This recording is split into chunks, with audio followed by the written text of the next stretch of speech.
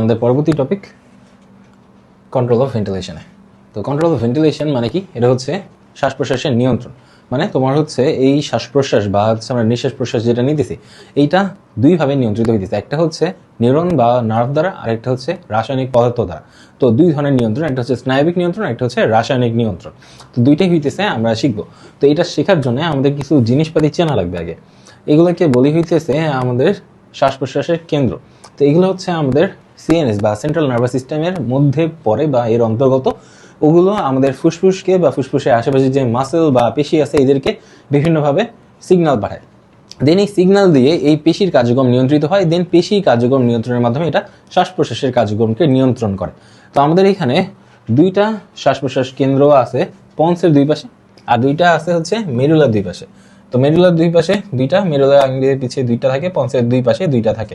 তো পন্সের দুই পাশে যে দুইজন আছে, পন্সের দুই পাশে দুইজন আছে, একজনকে আমরা বলতেছি অ্যানিস্টিক,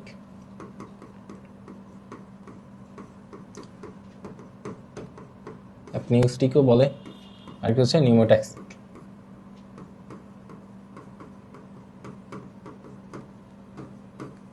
আচ্ছা, এই দুইটা হইতেছে এখানে শ্বাস প্রশ্বাস কেন্দ্র আছে। এরপরে মেডুলার দুই পাশে দুইজন আছে। মেডুলার গুলো মনে রাখে ইজি। মেডুলার এক পাশে আছে কি তোমার প্রশ্বাস কেন্দ্র, নাম শুনে বুঝতেছে এটা হচ্ছে প্রশ্বাস ঘটায়। আর এক পাশে থাকবে হচ্ছে নিঃশ্বাস কেন্দ্র, তো এটার নাম শুনে বুঝতেছে এটা হচ্ছে নিঃশ্বাস ঘটায়। তো এরা করতেছে এটা কি অ্যাকচুয়ালি? এরা হইতেছে নিউরনের ভান্ডার। মানে এগুলা আরো ভালোভাবে এক্সপ্লেন করা উচিত তোমাদের বোঝানোর জন্য, বাট আমাদের বইয়ে ডেটা ইনসাফিসিয়েন্ট দেয়া, তো আর ডেটার মধ্যে কিছু গন্ডগোল আছে, একটা পরে আলাদা ভিডিও বানাবো এই জিনিসটা আরো ব্রেকডাউন করে। আপাতত আমরা এইচএসির জন্য যতটুকু লাগে ততটুকুই জাস্ট এখানে পড়বো, বেশি ডিটেলসে আমরা যাচ্ছি না। তো এরা হইতেছে এই সেন্টারগুলোর থ্রুতে আমাদের ফুসফুস এবং ফুসফুসের যে মাসেলগুলো আছে এগুলোকে কন্ট্রোল করে শ্বাস প্রশ্বাস নিতে। তো কেমনে করে? তো আমাদের শ্বাস প্রশ্বাস নেওয়ার দরকার কেন? যাতে আমরা কন্টিনিউয়াসলি কার্বন ডাইঅক্সাইড বাইরে বের করে দিতে পারি এবং অক্সিজেন গ্রহণ করতে পারি। তো ধরো তুমি কার্বন ডাইঅক্সাইড ছাড়তে পারতেছো না, মানে তোমার নিঃশ্বাস পড়তেছে না। এই সময় কি হবে? তোমার রক্তের মধ্যে কার্বন ডাইঅক্সাইডের কনসেন্ট্রেশন বেড়ে যাবে। কারণ কার্বন ডাইঅক্সাইডের কনসেন্ট্রেশন বা ঘনত্ব যদি বেড়ে যায় তখন তোমার বডি ভিতরে বিভিন্ন সেন্সরের মতো জিনিসপাতি আছে, ঠিক আছে? এখন এই সেন্সরকে আমরা হচ্ছে রিসেপ্টর বলি আর কি বডির ভিতরে। তো এই সেন্সরগুলো কি করে? তোমার হচ্ছে ডিটেক্ট করে কার্বন ডাইঅক্সাইড বেড়ে গেছে। দেন এই ডেটা বা এই ইনপুট এইটা তোমার ব্রেনে পাঠায় যে কার্বন ডাইঅক্সাইড বেড়ে গেছে, এটা বের করার ব্যবস্থা করো। তো ব্রেনের মধ্যে কই যায় এটা? এটা যায় হইতেছে তোমার ওই অ্যানিউস্টিক যে কেন্দ্র ছিল ওইটাতে যাবে। তো কার্বন ডাইঅক্সাইড বেড়ে গেল, তো এই ইনফরমেশনটা যাইতেছে হচ্ছে আমাদের অ্যানিউস্টিক কেন্দ্রে, ঠিক আছে? লিখে রাখি। তো অ্যানিস্টিক কেন্দ্রে গেল, অ্যানিস্টিক কেন্দ্র এইটাকে পাঠাবে হচ্ছে প্রশ্বাস কেন্দ্র, ঠিক আছে? প্রশ্বাস কেন্দ্রে যাবে এটা। তো প্রশ্বাস কেন্দ্রে এই ইনফরমেশনটা গেল। দেন প্রশ্বাস কেন্দ্র কি করবে? সে উদ্দীপনা পাঠাবে। সে পাঠাইছে উদ্দীপনা। উদ্দীপনা দিতেছে কোথায়? তোমার ডায়াফ্রাম বা মধ্যচ্ছদা এবং ইন্টারকোস্টাল পেশিতে। ইন্টারকোস্টাল পেশি। তো পেশিগুলা কি করতেছে? পেশিগুলো সংকোচন হতেছে। আর একটু আগে আমরা দেখে আসলাম যে এই পেশিগুলো যদি সংকুচিত হয় তাহলে কি হবে? তোমার প্রশ্বাস হবে, মানে বাতাস ভিতরে ঢুকবে। তো তোমার দেহে কার্বন ডাইঅক্সাইডের ঘনত্ব বেড়ে গেছে। এই ইনফরমেশনটা তোমার বডি ডিটেক্ট করার পরে কি করতেছে? সে প্রশ্বাস ঘটানোর ব্যবস্থা নিতেছে, ঠিক আছে? তাহলে অ্যানিউস্টিক কেন্দ্র প্রশ্বাস কেন্দ্রকে ইনফরমেশন পাঠাইলো যে প্রশ্বাস নেওয়ার ব্যবস্থা করো, আর প্রশ্বাস কেন্দ্র সে ব্যবস্থা করলো ডায়াফ্রাম এবং ইন্টারকোস্টাল পেশির মাধ্যমে। এখন সারা দিন তো আর প্রশ্বাস ঘটানো যাবে না, তাই না? নিঃশ্বাসও তো ফেলতে হবে। তো এখন যখন হইতেছে অ্যানিউস্টিক প্রশ্বাস কেন্দ্রকে উদ্দীপনা পাঠাইছে আর প্রশ্বাস কেন্দ্র এই কাজটা করে দিছে, তখন প্রশ্বাস কেন্দ্রকে আবার অ্যানিউস্টিককে জানাইতে হবে যে হ্যাঁ তুমি আমার বলছো নিঃশ্বাস নিতে, মানে প্রশ্বাস নিতে, আমি প্রশ্বাস নিয়েছি, এখন সিগন্যাল পাঠানো বন্ধ করো, আমি আর নিব না, ঠিক আছে? তো এই সময় তাইলে কি হবে? প্রশ্বাস কেন্দ্র আবার কি করবে? প্রশ্বাস কেন্দ্র সে এখন উদ্দীপনা পাঠাবে নিউমোট্যাক্সিক কেন্দ্রকে, ঠিক আছে? নিউমোট্যাক্সিক কেন্দ্রকে এটা উদ্দীপনা পাঠাবে। নিউমোট্যাক্সিক কেন্দ্র কি করবে? একটা স্নায়ু আছে বা একটা নার্ভ আছে, সেটাকে বলে দিচ্ছি আমরা ভেগাস নার্ভ। তো ওই ভেগাস নার্ভ দিয়ে উদ্দীপনাটা পাঠাবে দিচ্ছে আবার ওই অ্যানিস্টিক কেন্দ্রে, ঠিক আছে? তো অ্যানিস্টিক কেন্দ্রে উদ্দীপনাটা পাঠানোর পরে তো অ্যানিস্টিক জেনে গেল যে প্রশ্বাস হয়ে গেছে, তা এখন উদ্দীপনা পাঠানোর দরকার নেই। তো আলটিমেটলি এটা কি হবে?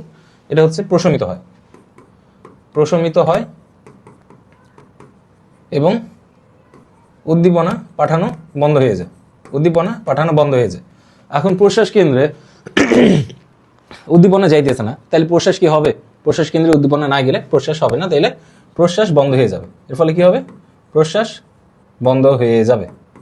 আচ্ছা, প্রশ্বাস নিলাম, প্রশ্বাস বন্ধ হইল। এখন এখানে দেখো নিউমোট্যাক্সিক কেন্দ্র এখানে কি করলো? ভেগাস স্নায়ুর মাধ্যমে অ্যানাস্টিক কেন্দ্রে উদ্দীপনা পাঠাইছে, তাই না?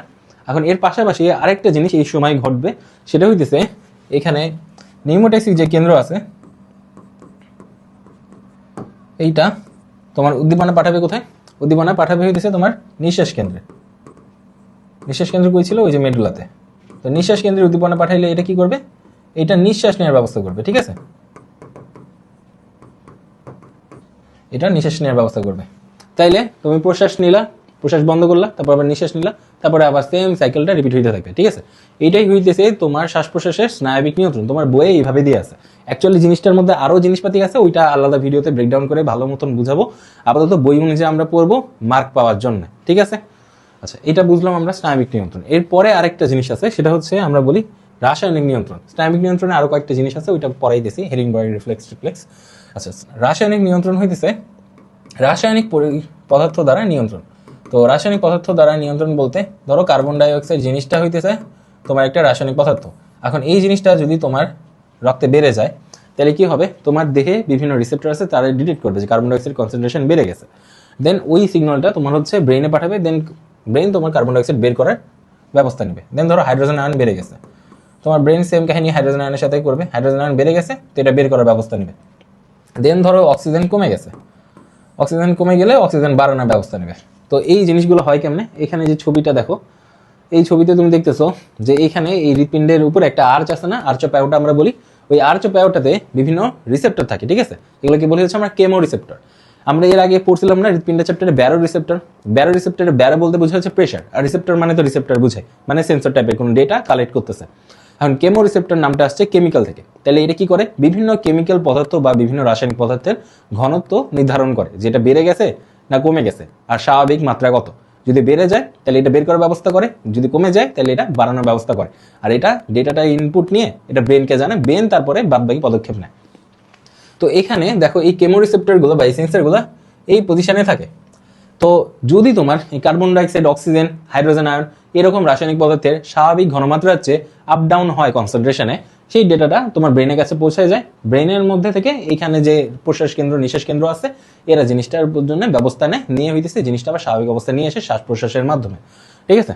যেরকম ধরো তোমার অক্সিজেনের মাত্রা কমে গেছে, তাহলে তোমার দেহ কি করবে? বেশি বেশি করে প্রশ্বাস নেবে। কার্বন ডাইঅক্সাইড বেড়ে গেছে, তাহলে বেশি বেশি করে নিঃশ্বাস নেবে, ঠিক আছে? আচ্ছা, তাহলে হইতেছে আমাদের এই নিয়ন্ত্রণগুলো গেল। এখন আসে হেরিংবয়ের রিফ্লেক্স একটা জিনিস আছে, বা হেরিংবয়ের প্রতিবত্ত রিফ্লেক্স বা প্রতিবত্ত ক্রিয়া। তো এটা অ্যাকচুয়ালি কি? ধরো হচ্ছে তোমার ফুসফুসের ভিতরে বিভিন্ন হচ্ছে স্ট্রেস রিসেপ্টর থাকে। কি থাকে? Stretch receptor. আমি আসলে কনফিউজ হয়ে গেছিলাম, স্ট্রেচ রিসেপ্টর লিখবো না শর্ট টার্ম রিসেপ্টর লিখবো। তোমার বইয়ে আবার শর্ট টার্ম রিসেপ্টর লেখা আছে, তো বুঝতে অসুবিধা হবে। এই একই জিনিস আর কি। শর্ট টার্ম রিসেপ্টর কি করে? তোমার হচ্ছে ধরো একটা বেলুন আছে, বেলুনের মধ্যে তুমি বাতাস বলতেছো, তাহলে এটার উপর প্রেশার পড়বে না? এর গায়ে হইতেছে তুমি যদি একটা সেন্সর টাইপের কিছু লিখে রাখো, যেটা হইতেছে ডিটেক্ট করতেছে এটার মধ্যে প্রেশার কতখানি, তাহলে ওইটা সেন্স করবে যে প্রেশারটা বেড়ে গেছে, তাই না? তো এই শর্ট টার্ম রিসেপ্টর হলো এরকম রিসেপ্টর, যেটা হইতেছে এই কোনো একটা থলির গায়ে যেটা লেগে আছে ওইটার ভিতরে চাপ কতটুকু এটা ডিটারমাইন করে বা এটা নির্ধারণ করে, এবং বেড়ে গেলে উপযুক্ত ব্যবস্থা নেয়। ব্যবস্থা ও নেয় না, ও ডেটা পাঠায়, যেখানে ডেটা পাঠায় ওখান থেকে ব্যবস্থা নেওয়া হয়। তো শর্ট টার্ম রিসেপ্টর কি করে? যখন ধরো তোমার ফুসফুসে ভিতরে তোমার বাতাস ঢুকতেছে, মানে তুমি প্রশ্বাস করতেছো বা তোমার বাতাস নিতেছো, তাইলে তোমার হচ্ছে ভলিউম বাড়তেছে। ভলিউম বাড়লে কি হয়? এটা ধরো সেই থলি, এই থলির গায়ে হচ্ছে তোমার ওই শর্ট টার্ম রিসেপ্টরগুলো লেগে আছে। তো থলি যখন হইতেছে এরকম একদম ফুলে গেছে, তখন এর গায়ে হচ্ছে চাপ পড়তেছে না? এ ধরো এখানে ছিল, এর গায়ে তো একটা চাপ পড়তেছে, এই প্রেশারটা ফিল করতেছে। তো ওইটা হইতেছে ডেটা পাঠাইতেছে যে এটা ফুল হয়ে গেছে, আর ফুলায়ও না, ফাইটে যাবে। তো ওই সময় শর্ট টার্ম রিসেপ্টরটা অ্যাক্টিভেট হয়ে যায়। এটা হইতেছে রিসেপ্টরটা অ্যাক্টিভেট করে দেয়। দেন এই ডেটাটা হচ্ছে তোমার ওই শ্বাস প্রশ্বাস কেন্দ্রে পৌঁছায়। দেন শ্বাস প্রশ্বাস কেন্দ্র এটা কন্ট্রোল করে যে আর প্রশ্বাস নেওয়া যাবে না, এবার প্রশ্বাস যে সিগন্যাল আসতেছিল প্রশ্বাস কেন্দ্রে, ওই সিগন্যাল আসা বন্ধ হয়ে যায়, প্রশ্বাস বন্ধ হয়ে যায়, তারপরে অটোমেটিক্যালি নিঃশ্বাস শুরু হয়ে যায়। তারপর নিঃশ্বাস শুরু হয়ে গেলে কি হয়? এটার উপর মানে এই অবস্থায় ফুলে গেছিলো, ফুলা অবস্থা থেকে এটা আবার চুপসানো অবস্থায় চলে আসে। তখন এই জিনিসটা আর সিগন্যাল পাঠায় না যে আমারে আর বাতাস ভইরো না, এরকম সিগন্যাল পাঠায় না। তখন কি হয়, তখন ব্রেন আবার প্রশ্বাস নেওয়া শুরু করে। প্রশ্বাস নিয়ে আবার যখন এটা ফুলে যায়, তখন এটা আবার বলে সিগন্যাল পাঠানো বন্ধ করো, ফুলে গেছে। তখন এটা আবার বন্ধ করে দেয়, তখন আবার চুপসে যায়, এটা চলতে থাকে। তো এটাকে বলতেছি হচ্ছে আমরা হেরিং বয়ের প্রতিবর্ত ক্রিয়া। আচ্ছা, হেরিং বয়ের প্রতিবর্ত ক্রিয়া গেল। এরপরে হচ্ছে আমাদের এটা next topic transport of gas. এর বাইরে হচ্ছে আমরা তিনটে জিনিস এমসিকিউর জন্য জেনে রাখি। এখানে হচ্ছে কয়েকটা নার্ভের কথা আছে, যেরকম অলফ্যাক্টরি নার্ভ যেটা আছে, অলফ্যাক্টরি নার্ভ তোমার হাঁচি প্রতিবর্ত ক্রিয়া নিয়ন্ত্রণ করে, ঠিক আছে, হাঁচি। দেন হইতেছে তোমার যে ভেগাস আছে, ভেগাস হচ্ছে কন্ট্রোল করে হইতেছে কাশি, ভেগাস কন্ট্রোল করে হচ্ছে কাশি। আর তোমার গ্লসোফ্যারেঞ্জিয়াল, গ্লসোফ্যারেঞ্জিয়াল, রে বাবা কত বড় নাম, এটা হইতেছে গ্যাগ প্রতিবর্ত ক্রিয়া নিয়ন্ত্রণ করে। এগুলো আমি জাস্ট নাম মনে রাখার জন্য একটা ছন্দ দিব, তাই জন্য লিখছি। এগুলো এখন অত বুঝবে না, হাঁচি কাশি এগুলো বুঝবাই। এখন এই গ্লসোফ্যারেঞ্জিয়াল নাম তুমি এমনি মনে রাখতে পারবা যে নামের মধ্যে গগ আছে, এটার মধ্যে নামের মধ্যে গগ আছে, তো এই গগ দিয়ে মনে রাখো। এখন ধরো ভেগাস, ভেগাস দিয়ে তুমি মনে রাখবে হইতেছে যে কাশি হচ্ছে একটা তীর্থস্থান আছে না হিন্দু ধর্মাবলম্বীদের, তো ওই কাশিতে যারা যায় তারা হইতেছে যে ভেগান খায়, মানে হইতেছে মানে নিরামিষ খায়, মাছ মাংস খায় না আর কি। তো ভেগান যারা আছে ওরা হচ্ছে কাশিতে যায়। তো কাশি তীর্থস্থান, ওখানে যারা যায় ওরা হইতেছে ভেগান, ওরা হচ্ছে ভেগান। তো এই ভেগানরা যায় হইতেছে কাশি, এটা তুমি হচ্ছে মনে রাখবা, কাশি দিয়ে ভেগান। আচ্ছা, তো ধরো তোমার একটা বন্ধু এরকম কাশিতে গেছে, তুমি ওরা জিজ্ঞেস করছো কি রে কাশির হাল কি, ঠিক আছে, কাশির কি অবস্থা, হালচাল কি। তো ওই হাল দিয়ে তুমি হইতেছে এরপর একটা মনে রাখবে, এখানে হা এখানে হল, তো হাল দিয়ে তোমার এইটা মনে রাখবে। এই তো কার আছে মানে এটা অ বুঝাইতেছে, তো হাঁচি হচ্ছে অলফ্যাক্টরি, ঠিক আছে, এই দিয়ে মোটামুটি মনে রাখো।